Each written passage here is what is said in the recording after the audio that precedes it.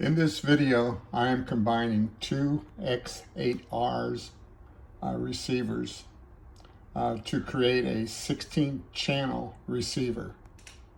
Now, in my LotBot Base Project Overview video, I mentioned that I would discuss the detail of combining the two X8Rs and using them as a single 16-channel receiver.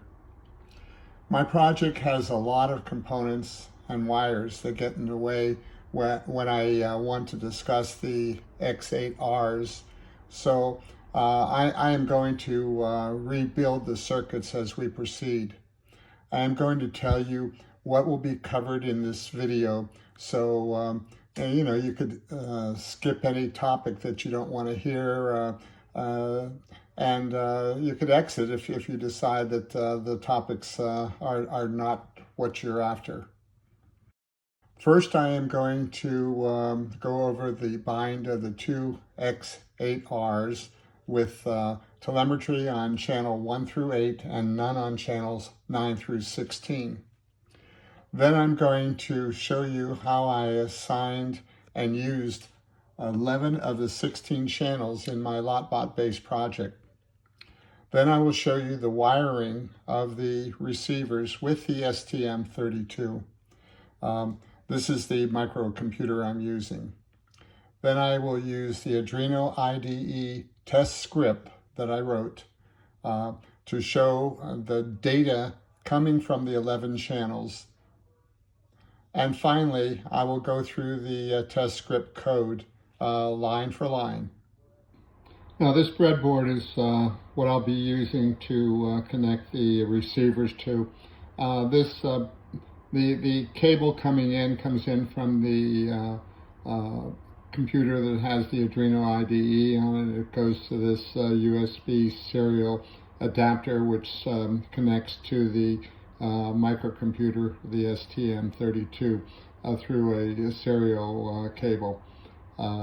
Now this was completely discussed in another video, and I have a name on the bottom of the screen that you can look at, so I'm not going to really go into it except to discuss the cabling of the receivers to the STM32. But well, I'm going to take these two receivers and use them as a single receiver connected to my transmitter. Now, what I've done is I've put a table underneath each receiver so that the Tyrannus transmitter, the first column, shows the 16 channels that it's going to be using. So the right-hand side receiver will be the first 8 channels of those 16, and the left-hand receiver will be the 9 through 16 on channels. The second column shows you a name that I'm going to be using for the X8R. So the one on the right is 1, and the one on the second on the left is 2. Then each of the receivers has 8 channels. So on the receiver number 1, you'll see that the 4 gimbals are in the first 4 channels. The next 2 channels, 5 and 6, are not used, and 7 and 8 are the knobs, the S1, S2. As if you look at my Tyrannus, you'll see that this is S1 and this is S2. There you can see the names are right there. Okay, then the next column, the last column on the right, is the pin number on the STM32.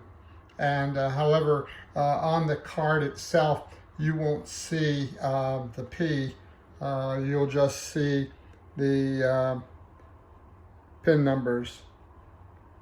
Like the B8 is, well, you can see it right between the B7 and B9. Okay, so anyway, the P is not on the board, but if you do a pinout on the web for the STM32, you will see the identification of the pins with a P in front of them. On the left side, again, it's the channels for the Tyrannus in the first column, the name of the X8R for me being number 2, the channels on that receiver 1 through 8, and then the switches on the Tyrannus that those channels will be set up for. So again, the SA is right there, and SB, and SC and D. And then this flipper back here is SH. Okay, coming down here, you'll see that channel 16 is SH, and it goes to pin B11. Again, on the pinout, it's PB11. You'll see that I'm not using channels 5, 6, and 7 on the receiver 2, and I'm not using channels 5 and 6 on receiver 1.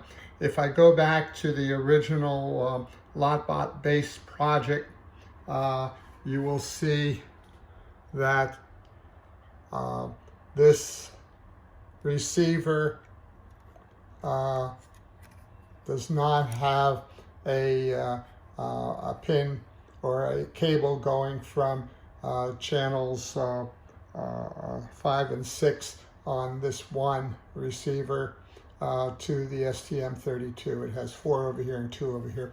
And the what I call receiver 2, it has it uses channels 1 through 4 here, and then it uses channel 8 here, and there's 3 channels missing right here. I'm going to have to change the position of the camera several times to get this accomplished. But right now I'm just looking at the receiver, and notice that the indications of 3 rows of pins that we'll be looking at. The top row is the signal pin, the middle row is the voltage, and the bottom row is the ground. Now, looking at the 3 rows of pins, right now I've put a red cable into the middle pins. It turns out the whole row of middle pins are exactly the same. They're all connected. It's the same voltage. And then the bottom row is the ground. The top row is the signal. So that would be the signal for each of the channels. Now, the one thing that I have to tell you about the binding is in order to get all the information I needed about binding is I went and Googled the X8R manual on Google, and I found a FrSky 2.4 gigahertz ACC ST X8R manual, which is has a table in it that tells you exactly how to combine 2 X8R receivers, and it specifically says that when you're combining 2 of them, you can only have one of them using telemetry.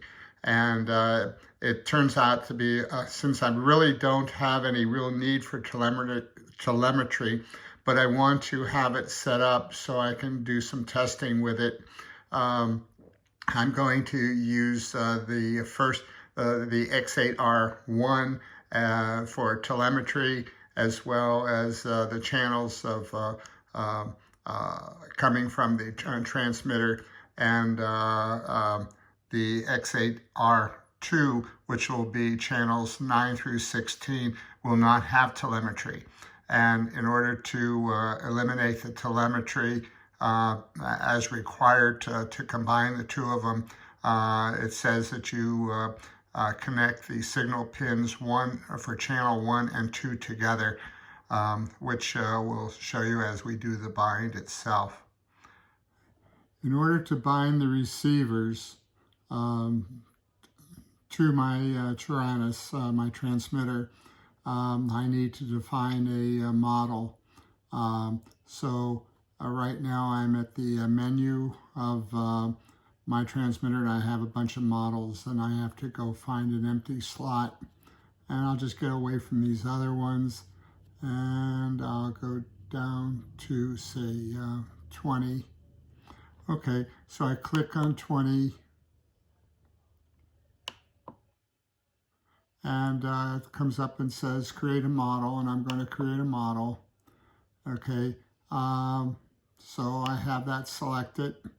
Then I'm going to page. Okay, now if I don't put a model name in here, it's going to just give me model 20 as my name. Now what I need to do is page down to where we define the number of channels for this model. And okay, here we are. Now you'll notice that my protocol is access. However, I have really not been able to find any receivers yet that support access. There are some documented, but I need to keep that lit. There are some documented, but they're just not available yet. So I'm going to click on this and change the protocol from access to ACCST, which is the previous one. Now, when you do this, you will probably just see D16 there, not ACCST D16. It's mainly because my protocol is access and yours is ACCST. You don't need to see the protocol in front of the D16. So that's what I'm going to use. And then you may find that you're set up from channel 1 through 8, so you want to change that to 16. And then you want to come down to this bind position. And I'm going to leave it sit right on the bind position. And I'm going to set the camera up so I can show you the bind of the receivers. Okay, I've hooked the receivers up to power, and I've got model 20 sitting on the bind, and you can see that the two receivers are blinking red, saying they are not bound. So I'm going to disconnect the power on both of them. Okay, I'm going to go for the very first receiver. I'm going to push this little button in, connect the power, and then let me show you that we're still sitting on bind. And then I'm going to click the bind, and this is going to be telemetry on for the first 1 through 8. Click that, and you can see the bind took place by the sound. So I'm going to exit. Okay, I'm going to take the power off. If I put the power back on, it should be green, and that would mean it was bound. Okay, you now see it's bound to the transmitter. Now I'm going to take that one off, and if you recall, in order to get no telemetry on 9 through 16, I have to put a jumper in the signals of 1 and 2, of channel 1 and 2. And I have these nice little jumpers that have little finger grips on them. Okay, so that is set up. And then I need to click the little button here and set the power on. Okay, and then I need to, don't need to hold that anymore. But then I have to, again, go over to the bind, click the bind, and this is going to be telemetry off for 9 through 16. I click that, and that says it's bound, so I exit that. Okay, take the power off, put the power back on, and you can see it's bound. And then if I put the power on to the first one,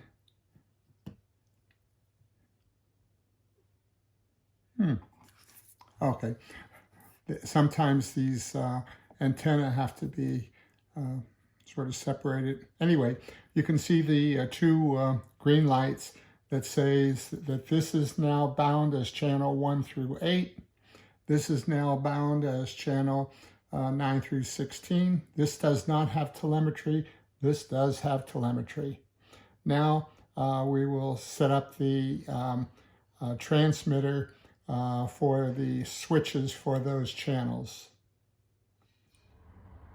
Well, we're on the menu with Model 20, and now what I'm going to do is page until I get to the inputs.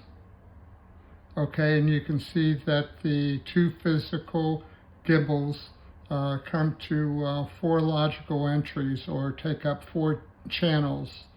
And what I'm going to do, since these 4 are already defined, I'm going to come up and do the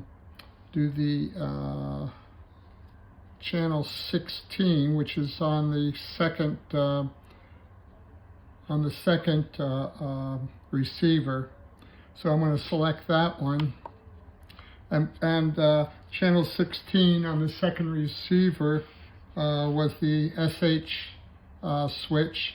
So I'm going to define this as the SH switch. So click that, and then take it up to an S. S, S, S, O, P, Q, R, S, and hold it down long to get a cap, and then make it, the next ones go up to an H, G, H, hold it down. Okay, so now I've got the name as the switch that I'm interested in, and just going here and then page down to the source, and then click this, and then the H switch back here, the little flipper I was telling you about, if I flip it, you see it changes to SH. So now I click it, and I basically have defined the input for SH, and I can exit, and you'll see that the SH replaces the 16th input, and then I can page forward, and I'll be on the channels, so I can go down to 16 in the channel, select it, okay, and it automatically, the source automatically defaults to the SH input. So at this point, I don't have to name it or anything, I can just exit.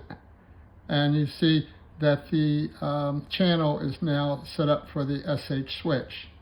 Now, there was 4 defaults for the gimbals, and we just did 1. I had 11 to start with. That says I have 6 more entries to put in. So I'm going to put those, I'm going to interrupt the video, put the 6 entries in, and when we come back, I'll show you that all 11 of them are set up for the 2 receivers. Okay, what I'm showing now is, again, the beginning of the inputs for this model, and you see the 4 defaults. You see that input 5 and 6 don't have anything in them, and then input, that would be input 7 is S1, and input 8 is S2. Input 9 is over here is SA. Input 10 would be SB, C and D, and then there's nothing in 13, 14, or 15, and then 16, as we saw before, we set to SH. So those are the inputs. And now we can page forward, and we're on the channels, and you can see that the channels have the 4 defaults, nothing in channel 5 and channel 6.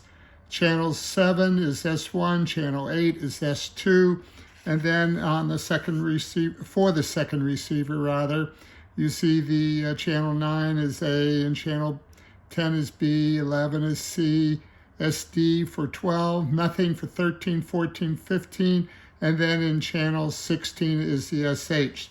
So the transmitter is set up, and now all we have to do is wire in the receivers and then go to the code. Okay, the table that I was showing you shows the channels on this receiver, and it shows the pin numbers on the STM32.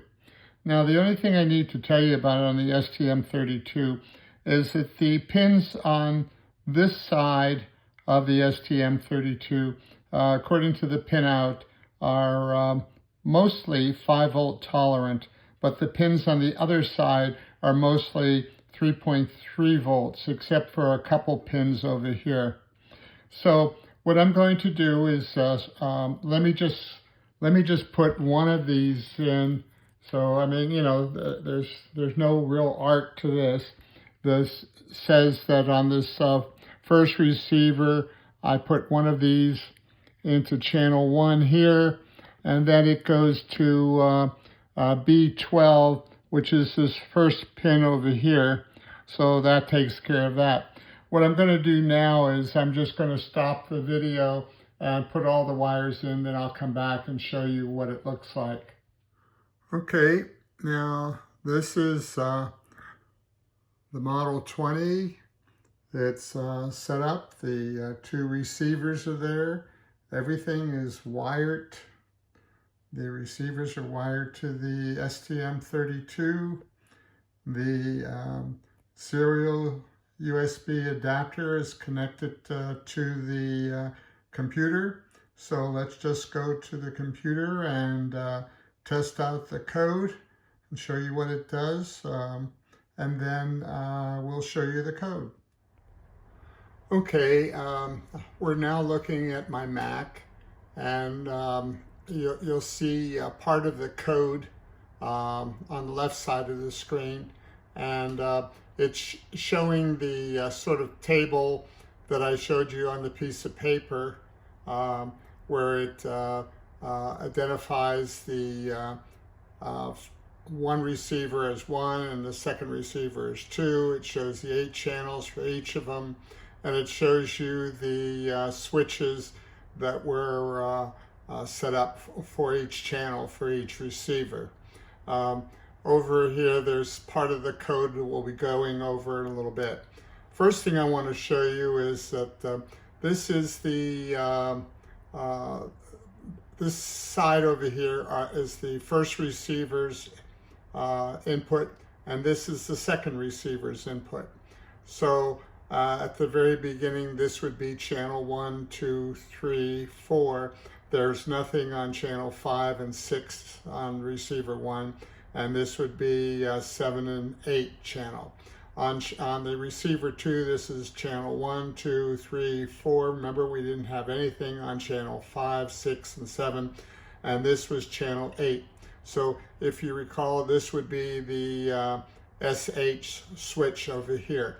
Now, let me just show you. If I hit this SH switch, you see it goes to something over 2000. If I click back on it, it's back under 2000.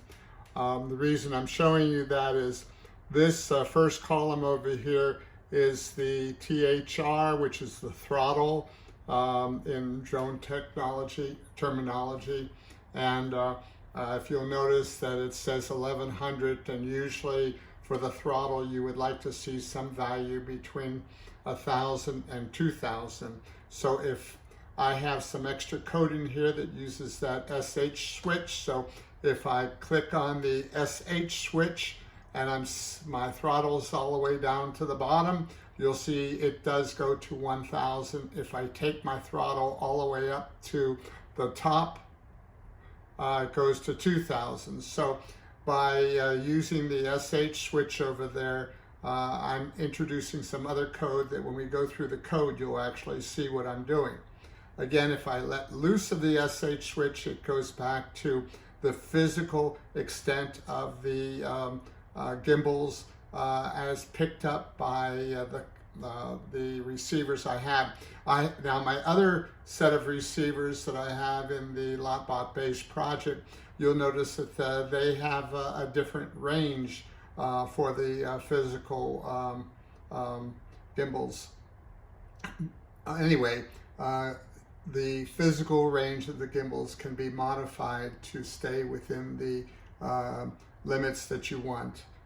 Just as if I hit the SH again, you see it goes to 2000, and if I go to the bottom, it'll go to 1000. If I release the SH, it goes to the physical limits.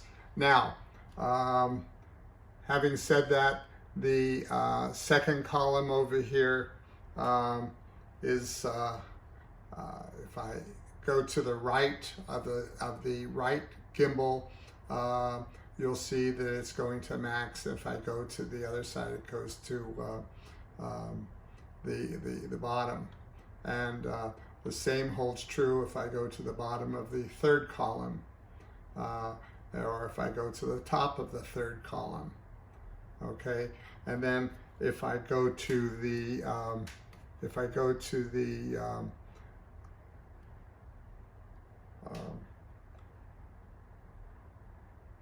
left side of the not the left, I'm sorry, on the fourth column, if I go to the left side of the left gimbal, it goes to the bottom. If I go to the right side of the left gimbal. Okay, then if you recall, over here, S1 and S2 are these two columns. So if I turn the knobs on S1, you see it's going up to the limit. If I come back, it goes back to the bottom. On the S2, where the arrow is pointing now, if I go to the top, it goes there, comes all the way back. This is the second receiver, and if I click it part down, you'll see that this is where the arrow is SA, and that's halfway, and this is all the way, and then back, and then back. And then the next column is SB, which clicking it, it's a three-way clicker. Okay, then we can go over to SD and back, and the next column would be the previous column was SC, this is XD. And then the very last column, which you saw when I was doing the throttle, was the flipper. Okay, so that is the data coming out, and now let me show you the code. I'll put that transmitter down. Okay, let's go to the beginning of the code. The code has, at the very beginning, it has two includes. The interesting thing is if you eliminate these two includes, the data coming back from the receivers is in a different range, and yet you still see the same relationship of the switches. So I prefer having the includes in there because you do get data that's in a more realistic range to what you would expect. The max THR and min THR have to do with changing the first column to 1000 to 2000. I'll show you that code using the map function. These variables are defined to pick up the values coming in from the receivers. The setup simply defines, these are the defines for the pins, and these are the pin numbers that you saw in the table that I showed you earlier when I did the wiring to these pins on the STM32. Here the pin mode is showing those pins, their definitions for the different switches to be input. Okay, and this begins the serial screen, this screen here, and there's a slight delay of 1 second in order to ensure that everything is set up correctly before we get into the loop. The max THR and min THRs, I start those at the midpoint of the gimbals, so that when I go to the max and the min values that are in this column, they will end up going to the max and the min for the data. Now we go into the loop. And in the loop, I'm using the pulse in for each of those pins.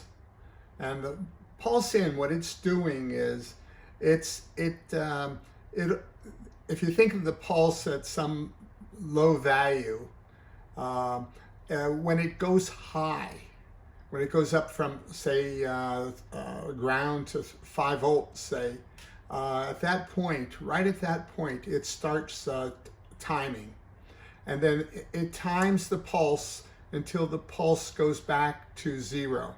Okay, this pulse high is measured in microseconds. So you get back a value in microseconds.